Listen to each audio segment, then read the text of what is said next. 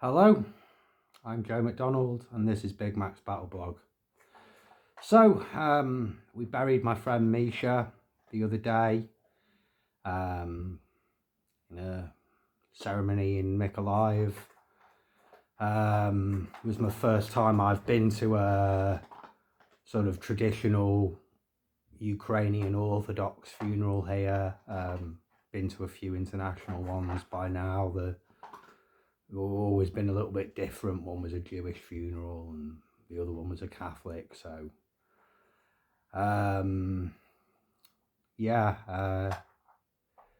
the graveyard's looking pretty full up in Mykolaiv, and they're definitely prepared for more. You know, it was very real. The photo, I made a community post, some of you might have seen it, of the photo they chose to have as him as his, funeral photo, and it's him in uniform, and he's wearing a patch that's like a sort of skull butterfly, and he's smoking a pipe, and I got him both of those things, and it was a very sad day. Seeing his wife as well, his young wife, and she's very brave, but there's that when the final words are being said and the coffin's going into the ground, it's real then, isn't it? There's no it not being real. Perhaps that's why we have funerals, So yeah, but back to work now, innit? And one of the real problems I have to deal with now, and the unit has to deal with, is we're down some men. We have got more men coming. The unit is looking to expand, and we've got a lot more guys on the way, so that's good. But that's all going to be a process. We also lost I'm estimating about 50,000 euros worth of stuff when those two guys got hit. Most drones equipment. Drones are expensive, and they were a good team, so they had quite a bit of stuff. So we've got to replace that. Some of it will come from the military. Others won't. Other bits I'm going to have to find. Going to have to find for charities and stuff like that. We're going to have to try and raise funds for it. On top of the ongoing expenses and problems that we have, like maintaining the fleet of Baba Yagas, that's expensive, like it's they're just as vulnerable to an FPV as an FPV or a Mavic to getting shot, but they're big enough to earn themselves missiles. They're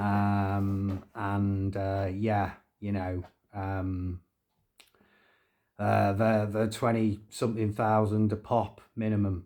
So, but they do a hell of a lot of damage, so we've got to maintain that. The vehicle thing is ongoing. One sock, so you just like fucking dog has just managed to just go over and get a lump of plastic out the bin to chew while I'm talking to you, because that's the sort of thing that dogs do.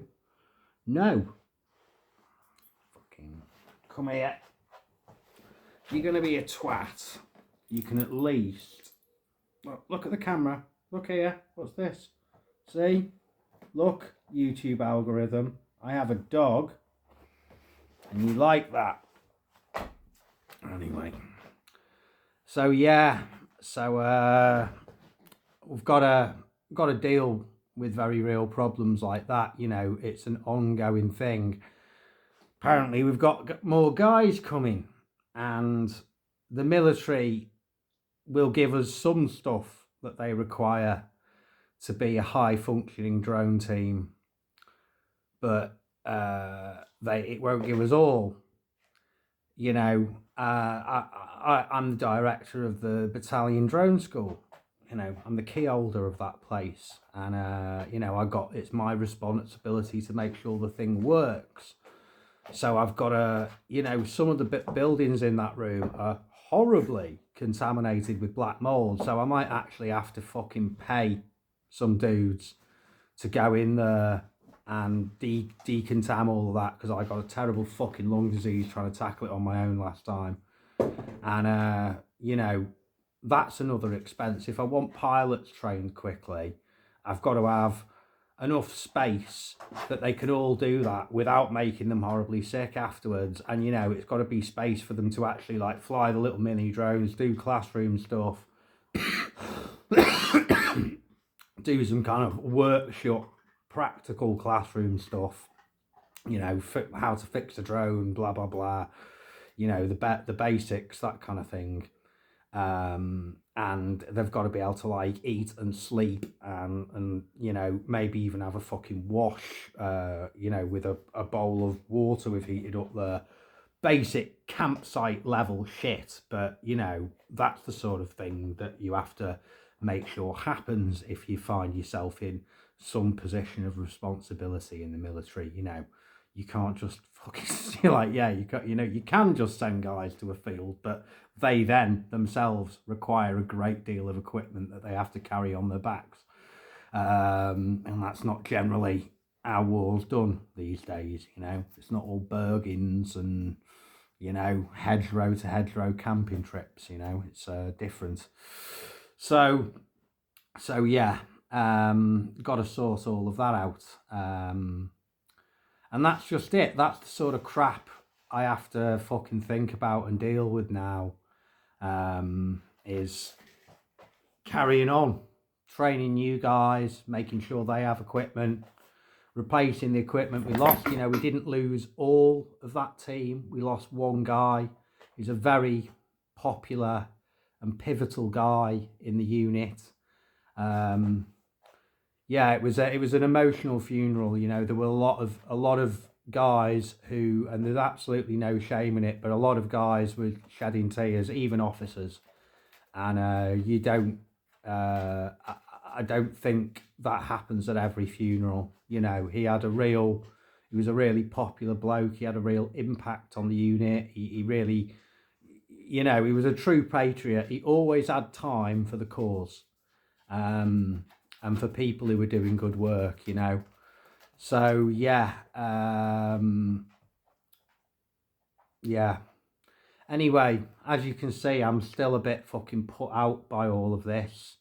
Tomorrow morning, I'm off to somewhere. I've got to make a load of Mavic bombs. I've been told, due to our manning levels, that I might find myself doing quite a lot of extra hours recently, but that's just how it fucking goes. It's better to be busy. I haven't been doing much the last days, really. I've always got work I can do on my phone. Some of the work I did over the last days is work I can't talk about. In 20 or 30 years' time, you'll get to hear those stories. And it's resulted in some kills, so I'm happy with that.